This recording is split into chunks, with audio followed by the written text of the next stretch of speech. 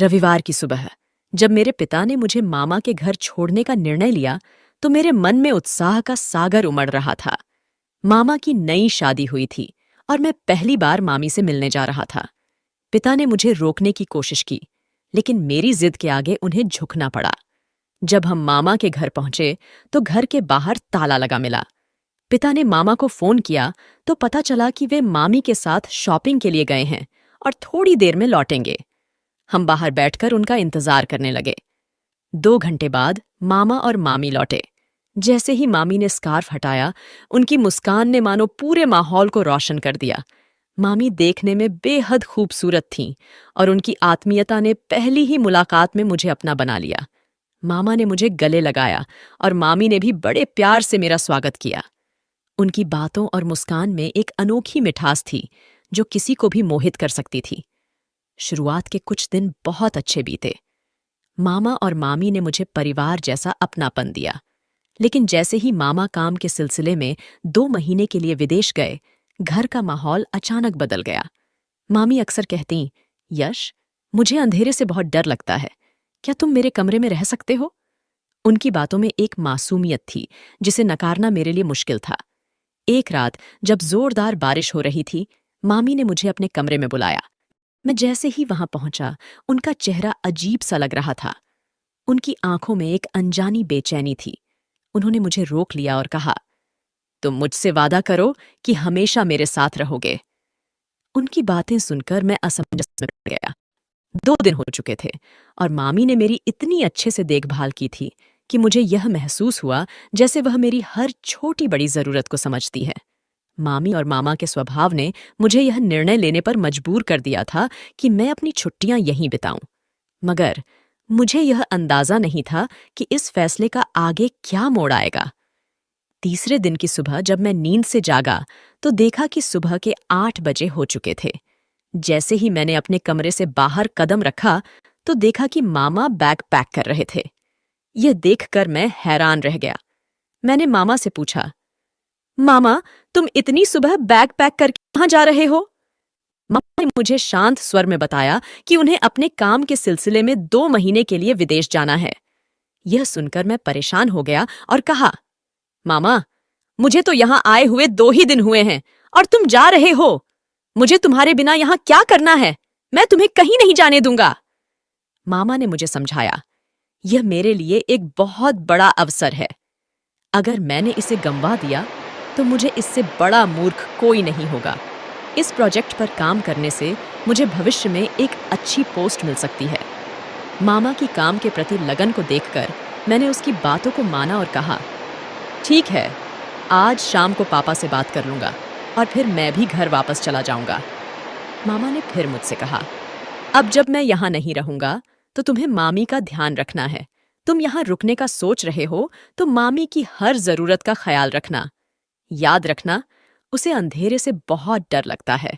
अगर कभी उसे किसी चीज की जरूरत हो तो बिना किसी हिचकिचाहट के उसकी मदद करना।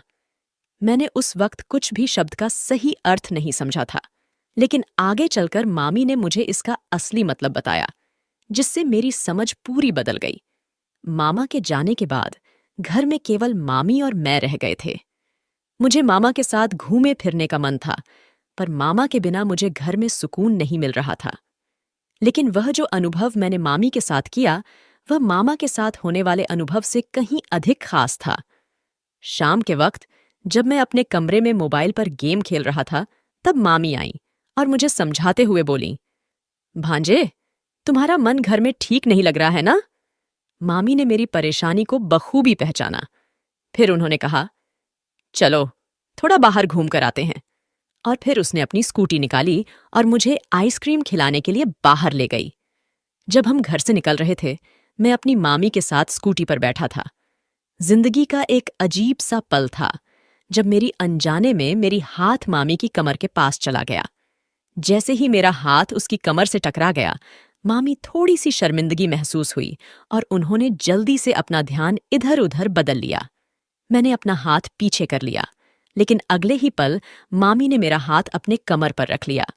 मैं समझ नहीं पाया कि यह क्या हो रहा है, लेकिन उस मोमेंट की इंटेंसिटी को महसूस किया। थोड़ी देर बाद हम दोनों आइसक्रीम खाकर घर लौट आए। जैसे ही हम घर के दरवाजे पर पहुंचे, घर की सारी लाइटें अचानक से बंद हो गईं। घर में अंधेरा छाने लगा। मैं मामी के पीछे खड़ा था जब उन्होंने अचानक से मुझे अपने कंधों से जड़ लिया। उस समय उनका जो स्पर्श था वह मेरी आंखों से ज्यादा मेरे दिल पर असर कर गया। पहले कभी मैंने किसी और महिला से ऐसा अनुभव नहीं किया था। क्या करूं, यह सोचने की जगह मैं बस उस पल में खोया हुआ था। मामी मुझे अपने कदमों में महसूस कर रही थीं। उन्होंने मुझे तकरीबन 5 मिनट तक अपने आसपास रखा। फिर अचानक रोशनी आ गई और मामी की मुस्कान के साथ वह मुझसे दूर हो गईं। मामी ने अपने आप को संभालते हुए मुझसे माफी मांगी और जल्दी से अपने कमरे में चली गईं। मैं समझ नहीं पाया कि क्या हो रहा था। तब मुझे याद आया कि समझ में आया कि मामी ने अपने डर को दूर करते हुए मुझे अपने पास रखा था। मेरी खामोशी, वह घबराहट, सब कुछ अब एक अलग रंग में दिखाई देने लगा था। जब मैं अपने कमरे में बैठा था, मामी की छवि मेरे दिमाग में बार बार आ रही थी। मामी इतनी मॉडर्न थी, और मैं एक ये सब नए थे, लेकिन एक अजीब सी फीलिंग थी जो मैं अपने अंदर महसूस कर रहा था। अगले दिन जब सुबह की रोशनी में मामी रसोई में चुपके से चाय बना रही थी, मैं उनसे आंखों में आंखें बात करने में शर्मिंदा था, लेकिन जब मैंने पानी पीने के लिए कदम बढ़ाया तो मामी ने फिर से मुझे अपने अंदर समेट लिया। उस पल में मेरा शरीर एक अजीब सी गर्मी में लिपट गया। क्या हो रहा था, यह समझ पाना मेरे लिए मुश्किल हो गया था। मामी ने फिर कहा, अरे, ये क्या इतना शर्माना? तुम मेरे भांजे हो और मुझे तुम्हारे साथ यह सब करने का पूरा हक है। मामी की बातें एक हिस्से में तारीफ थी, दूसरे में मजाक। मामी ने फिर से अपने आप को मेरे पास महसूस करते हुए एक नए रंग में अपनी मस्ती दिखाई। मैं बिना किसी अनुमति के उसके कमरे में दाखिल हो गया। वह अपने बिस्तर पर उल्टी दिशा में बैठी हुई थी और मोबाइल देख रही थी। उसकी यह अवस्था देखकर मुझे खुद भी शर्म आने लगी। दरवाजे के पास खड़ा होकर मैंने मामी को 4 बार आवाज दी, लेकिन वह इतनी गहरे ध्यान में डूबी थी कि मेरी आवाज सुनने की बजाय मोबाइल में खोई हुई थी। धीरे धीरे मैं मामी के पास गया और जैसे ही मैंने उसकी स्क्रीन में झांका, मेरी आंखें चौंक गईं। ऐसा दृश्य मैंने पहले कभी नहीं देखा था और देखकर मुझे भी शर्मिंदगी महसूस हुई। मगर मामी बिना किसी झिझक के वही सब देख रही थी, जबकि मुझे लगता था कि मुझे उसे ऐसे देखना नहीं चाहिए था। महसूस हुआ कि अब मेरी उपस्थिति से वह अचानक चौंकी और जल्दी से गाउन पहनकर खड़ी हो गई। वह थोड़ी घबराई हुई लग रही थी। मुझे यह समझ में नहीं आ रहा था कि मामी से क्या कहूं। फिर मैंने कहा, मुझे भूख लगी है, कुछ खाने को दे दो। और ऐसे ही मैं कमरे में वापस चला गया। लेकिन जाते हुए मामी का वही रूप मेरे दिमाग से नहीं निकल पा रहा था। उस रात जोरदार बारिश हो रही थी और अचानक बिजली चली गई। मामी की आवाज सुनकर मैं दौड़ते हुए उसके कमरे में गया। वहां पहुंचते ही मामी ने मुझे गले से लगा लिया। वह उस वक्त उसी स्थिति में थी और मुझे धीरे धीरे अपने होश खोते हुए महसूस हो रहा था। मामी ने कहा, तुम तब तक यहीं रहो जब तक बिजली नहीं आ जाती। मुझे अंधेरे से बहुत डर लगता है। हमने घंटों तक बातें की। मामी ने बताया कि मामा और वह एक लव मैरिज के बाद मिले थे।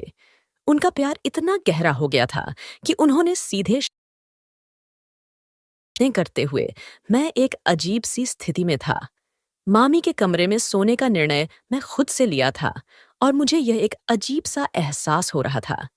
अगले दिन सुबह मैंने महसूस किया कि मामी के साथ रात बिताने के बाद मुझे एक अजीब सा संतोष मिला। मामी भी बहुत खुश लग रही थी, जैसे एक अलग ही आंतरिक खुशी ने उसे घेर लिया हो। मामी ने कहा, अब बारिश के दिन है, तो जब तक मामा वापस नहीं आता तुम मेरे कमरे में ही सो। मैंने मामा से भी सुना था कि मामी को किसी भी चीज में मदद की जरूरत हो तो मैं उसकी मदद कर सकता हूं। लेकिन एक अजीब बात मैंने नोटिस की। मुझे पेट में हल्का दर्द महसूस हो रहा था। मैंने समझने की कोशिश की कि मामी मुझसे क्या चाहती है, लेकिन उस समय मुझे कुछ भी स्पष्ट नहीं हुआ। इसलिए मैंने पिताजी को फोन किया और घर लौटने का निर्णय लिया। घर जाने की बात सुनते ही मामी मुझसे नाराज हो गई। उसने कहा, तुम्हारे मामा ने तुम्हें कहा था कि मामी का ख्याल रखना, तुम मुझे छोड़कर कहीं नहीं जा सकते।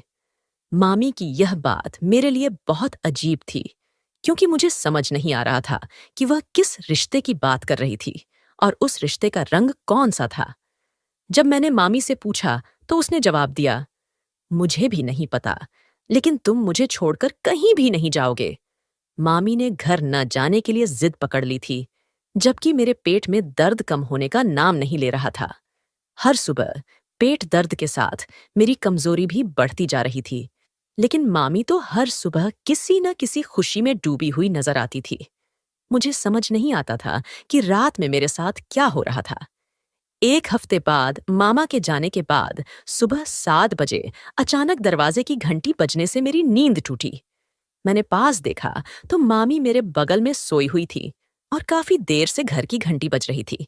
मामी दरवाजा खोलने गई और जब उसने दरवाजा खोला, सामने पुलिस खड़ी थी। पुलिस को देखते ही मामी पसीने से भीग गई थी। पुलिस ने मामी के हाथों में हथकड़ी डाल दी और मुझे समझ में ही नहीं आया कि यह क्या हो रहा है। इसी बीच पापा मामा को लेकर आए और मामा के हाथों में भी हथकड़ी थी। मामा को देखकर मैंने पूछा, मामा, तुम तो 2 महीने के लिए काम के सिलसिले में विदेश गए थे, तो ये सब क्या है? तब पापा ने बताया कि जब मैं तुम्हें यहाँ छोड़ने आया था, तब एक केस के सिलसिले में वह पुलिस स्टेशन गए थे। वहां उन्हें एक युवती के बारे में जानकारी मिली, जिसे ढूंढने में उनके सहयोगी लगे थे। जब पापा ने मामी को पहचाना, तो पता चला कि मामी ने नाम और पहचान बदलकर मामा से शादी की थी। मामा और मामी लोगों को धोखा देकर उनकी किडनी बेचने का गोरख धंधा चला रहे थे। मुझे समझ आ गया कि मेरे पेट में दर्द क्यों हो रहा था। मामी ने मुझे भी धोखा दिया था और रात को दूध में नशीली दवा मिलाकर मेरी किडनी निकाल ली थी। मामा और मामी ने रिश्तों की कद्र नहीं की। वे सिर्फ पैसे के लालच में अंधे हो गए थे। अब मुझे समझ में आ गया था कि मामा ने इतनी तरक्की कैसे की। मुझे तो मामा के प्यार में उनकी जगह छुट्टियां बिताने आई थीं, लेकिन मामी के बहकावे में मामा ने मुझे भी नहीं छोड़ा। अच्छी थी कि पापा ने समय रहते इस मामले की जांच की। तब मुझे यह समझ में आया कि आजकल रिश्तों, प्रेम और अपनत्व की कोई कीमत नहीं रह गई है। सभी अपनी स्वार्थ की खातिर जी रहे हैं। मामी ना